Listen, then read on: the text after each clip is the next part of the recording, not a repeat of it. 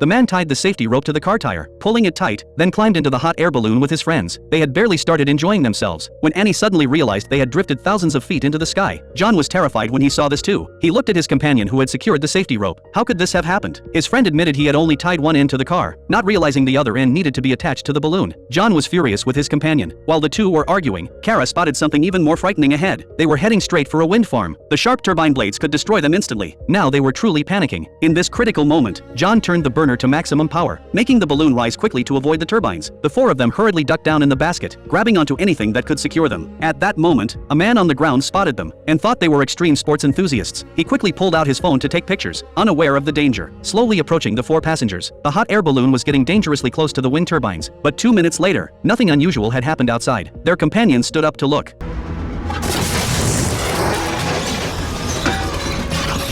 Just like that, he disappeared. By the time the remaining three realized what happened, they discovered John's leg had been impaled by a wooden stake. Without hesitation, Annie removed her shirt to bandage John's wound. Meanwhile, the balloon continued to rise steadily through the clouds. John instructed Annie to turn off the burner to stop their ascent, warning that the consequences would be unimaginable otherwise. As the balloon lost its lift and began to descend, their missing companion suddenly appeared, hanging in midair. Apparently, he had grabbed onto a rope earlier, miraculously saving himself. Kara quickly straddled the edge of the basket, attempting to reach their friend in the air. But as she stretched out her hand, she only managed to grab a rope. Kara completely broke down, regretting ever getting into the hot air balloon. Annie rushed to comfort her. As time passed, the balloon drifted over the ocean. Kara considered jumping, but John warned that a fall from this height would be certain death. Just as they were sinking into despair, Annie spotted a cruise ship in the distance. The three became excited and called out for help. People on the cruise ship noticed them and appeared to be waving back. John, excited, tried to stand up to signal for help, but disaster struck.